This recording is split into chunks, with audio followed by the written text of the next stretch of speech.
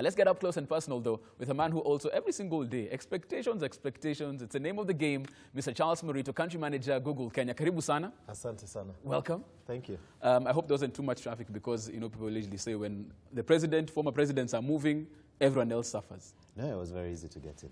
Yeah, traffic is flowing. Yes. Okay, that's some good news. And you can use technology to let you know. Of course, Google Maps. You don't say.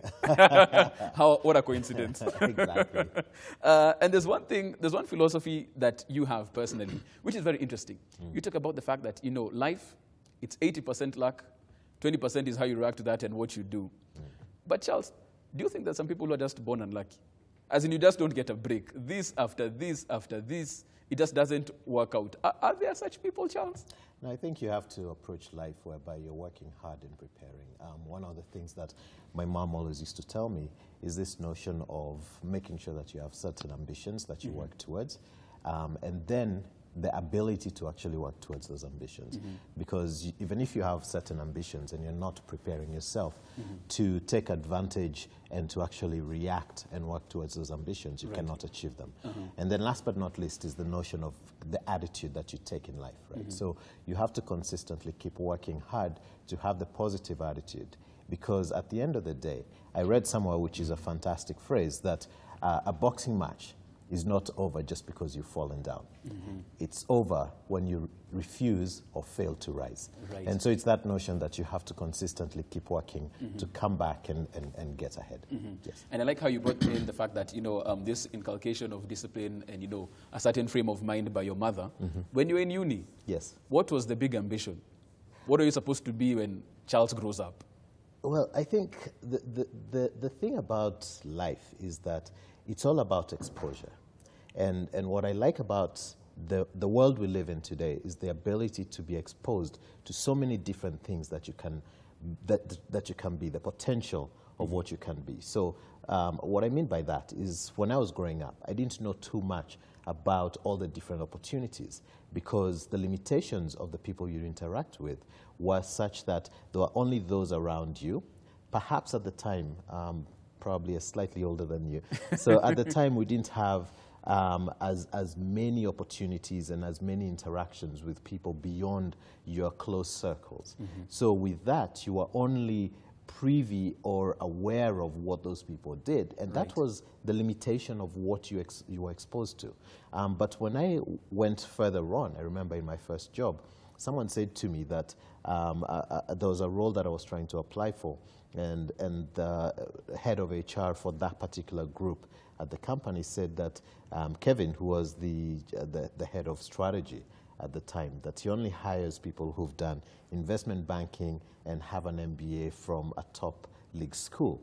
And I sat there wondering, what is investment banking? So I went out, researched it, and then eventually found out that actually all the tenets of investment banking are things that I was passionate about.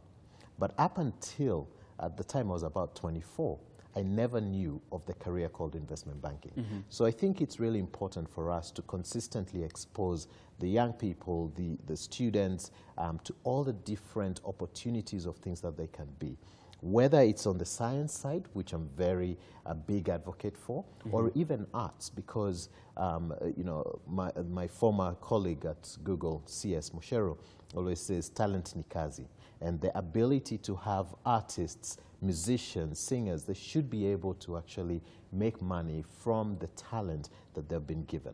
I mean, if you go back to just yesterday, Mbappe, 19-year-old young man from France, and he's building a career from being a footballer, right? That is a talent that he has, and that's an opportunity that he's been able to hone and really move ahead with. So I think it's about cultivating those talents and really letting young people know the opportunities that can be if they just open their eyes to them. Okay, interesting. And I'll just take you on that example. Yes. Were you supporting France yesterday? Absolutely. It's telling. It's telling. The example you chose. It's the last African team standing. I had to support it. The African Union. It was being called. Exactly. Exactly. Okay. And so for you, at that particular time, you're doing psychology and management. You dabbled in architecture. Then you're just going, finding yourself. Yes. And you decide, okay, fine, investment banking sounds interesting.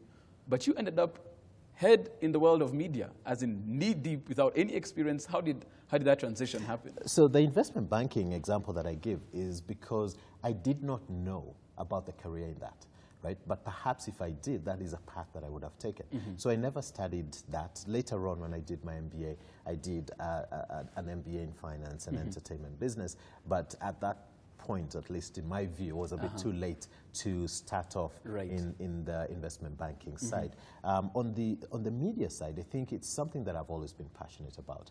And it's around this notion of content and technology and the nexus between the two, and how you bring those two things. Because when you think about technology, technology enables distribution of media and content, such as yourselves here. And so I always love that notion of, my first role was at Warner Brothers after university. And I joined the company as a management trainee. But what really interested me was this notion that they were consistently pushing the envelope in terms of how they found ways to reach the end consumer.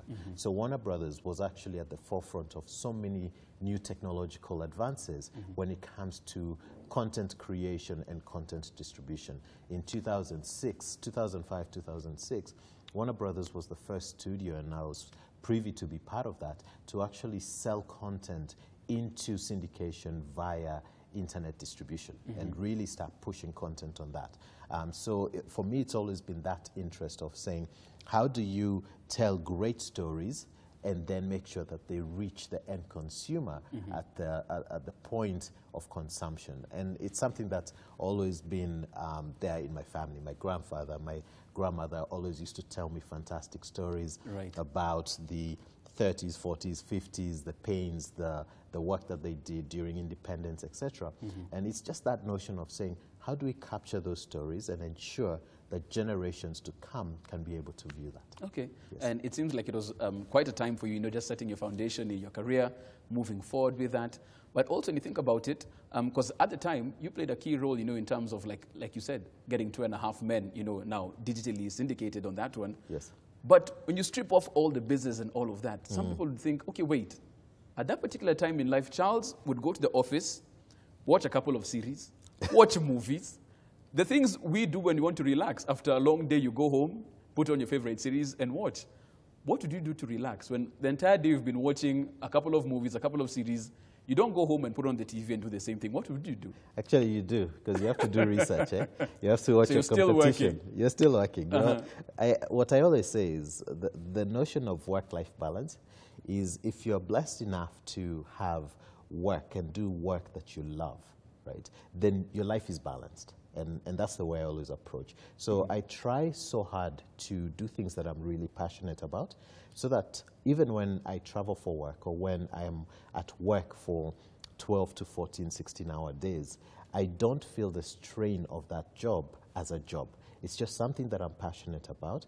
And also the notion of this ambition, having something greater that you're working, or greater purpose that you're working towards, I think that always encourages you. So back in the day when I would leave the office, or because I used to travel actually a lot, when I was doing the syndication job at Warner Brothers, I used to travel about between 4 to 5 days a week for about 45, 46 weeks out of the year.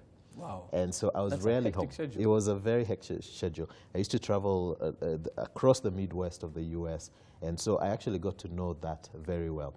So a lot of the times when I get home over the weekend, it's really just about catching up with friends, catching up with, I love food, so I would always try and find new restaurants to go eat or cook at home and try new different things. And that's the way that I usually relax. Okay. But again, those are things that you can also do as a business.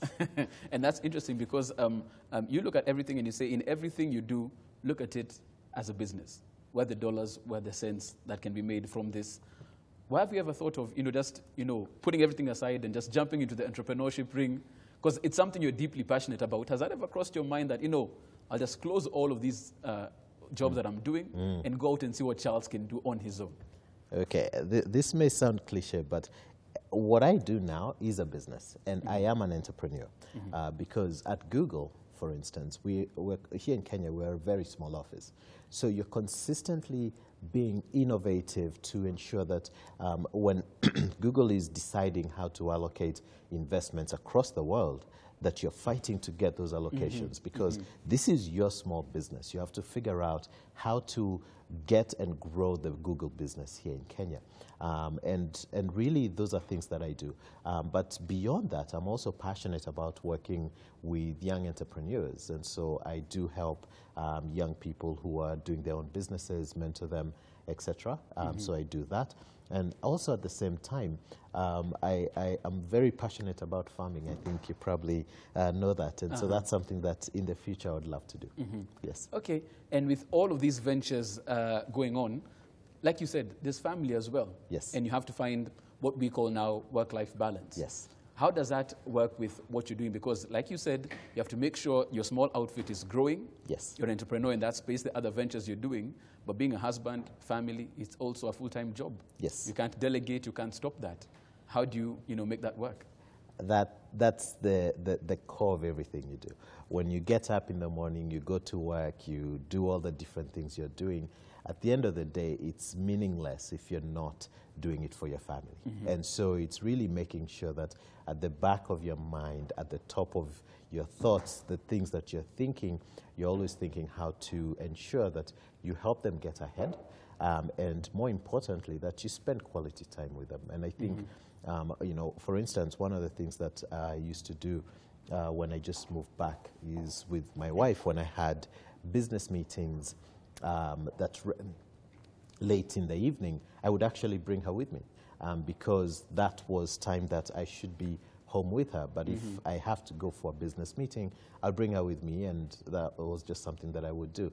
And then also try and spend as much time as you can. Sometimes it's tougher, and I think it's always, life is ups and downs. So there'll be times when you spend more time with them, and there are times when you spend less time with them. But net, it's always understanding that that's why you do everything that you do. Okay. Yeah. And let's look at a couple of pictures of Charles, life and times of Charles throughout the years. What is happening there? So this is the launch of the digital skills program that we launched at Google. This was 2016. And it's something that's really important and passion of mine, the notion of being able to enable young youth in Kenya get jobs. So I think for me, the biggest challenge that we have is the notion of inequality across the country. And so by helping young people have digital skills, look at how they can be able to either get jobs, scale their businesses, or be able to employ others through digital skills, it's something really important. So that is something, that was what was going on there. Okay. Yes. And right there? What is that? This was a launch of Pewin Cabs app, which was actually happening next door at Norfolk a few years back. Okay, interesting times on that particular one. Do we have another picture? I think that's it. I think that's the same. Okay, and even as let's talk about the fact that at the head of Google, you're the one who will decide who's hired, who comes in, what role do they get, are they promoted? All of this, you play a key part in making. You don't make those decisions? No. And that's the greatest thing about Google. Google is an absolute meritocracy. So one of the things that we do is, and a lot of people ask me, how can I get a job at Google? Exactly. And I say, it's very easy. You don't have to know anyone. Literally, you don't have to know anyone. And you just have to basically set yourself up for the role that you're searching for. If you have the skills and you have the background in terms of being able to get the job, you'll get it. The challenge is we do get a lot of people who apply, but we do have a system that goes through and vets the CVs. Right. The way that you apply is through google.com/careers, and you apply for the job you want. The CVs are stored online, and when a job matches your CV and your background, you're called. And that's actually the way to do it. And in terms of the hiring process, it's a panel of people. So even me as a hiring manager, I do not decide who will come work for me alone. There's a panel, and we go through different stages. Basically, people that you're going to report into, people you're going to work with, and people in similar roles across the world will be part of that panel so that you can go through the interview process. But it's a very fascinating way of hiring. Sometimes it takes long to go through that process, but I think it's a process that's worked quite well for Google over the years. Okay. Yes. And the reason I was actually asking that was because when you were coming from, Wananchi Group Yes. to Google, Yes. you aren't a techie, you aren't hardcore tech. So when you're applying for this job, what was going on in your back of the mind? Because you knew, at the back of your mind, Google equals tech. I should be proficient to a certain level because there's so many people who want this job. What were you thinking when you even saying, okay, fine, I'll try this. Let's see what happens. Google is actually a media company in essence when you think about it. What we do is sell advertising, and that's the core business. But now, on the heels of that, we have a lot of technology that helps drive that. So for me, my role is not a hardcore tech role. It's more the business strategy side. Obviously, the country manager role is also across various functions in terms of coordinating and collaborating with different functions. But it's not a technology role. And the truth of the matter is, at the time, I was actually approached for the role. So I wasn't thinking of applying for the role because I just joined Wananchi. And so it wasn't something that, I usually don't like moving jobs, as you may have seen. I stick quite a lot. So in fact, the first time that I was called, I actually turned it down. Wow. Who turns down Google? Charles does. No. A lot of people, I mean, think about it this way. I think, and this is where I challenge young people, that Google is a phenomenal place to work. However, there's so many other opportunities that you can create to be your own Google. When I look at the heritage of Google, to me, it is the quintessential story of entrepreneurs who are ambitious and have really great passion about something they believe in. When you think about Larry and Sergey going back in 1998, so Google will be 20 years this year, and in 1998, they set out to organize the world's information and make it universally accessible and useful. Those were 20-something-year-old men, right, PhD students, making that dream and that ambition. And now 20 years later, it's a global company used ubiquitously across so many different parts of our daily lives. But it starts from just that thought. And so anyone can be able to build the next Google. And there's so many young people that are out there doing really phenomenal things. And here I am privy to work with a lot of young people across Kenya, and the work that you see them do is absolutely mind-blowing. So it's exciting to see the ambition, and there are also many people who come, they work at Google, and then they move on and do other things. So it's just the course of life. Okay, and even as we wind up, I'll have you know that this last question, I had to consult your company, Google, because I had to go and check. How many pairs of shoes should a man own? Because I knew my guest today, when it comes to shoes, he's the only guy I know who can rival his wife when it comes to closet space and shoes. Charles, I throw it to you. How many shoes? How many pairs? Only one. At a time on your feet. Yes. That's all you need at the end of the day. Because I was told that when it comes to shoes, it's one of those things that's just, it's Charles' vice. He'll go around and look a pair and I want that one. No, actually, maybe I'm growing older now, so I don't do that much anymore. I think now I'm focused on saying, how do I work with as many young people? And, at the end of the day, what legacy do you leave, right? So you go through phases, right? So I've gone through my shoe phase. And now it's a legacy phase. Yes. Okay. And absolutely. wish you all the best with that. Thank you. Thank you so much for making time. All right. Thank you so much for having me. I know it's a busy schedule. You're leaving tonight. Yes. Because work never stops. No rest for the wicked. No. Thank you so much, Charles. Thank you so much for and all having the me. best. Thank you. Okay.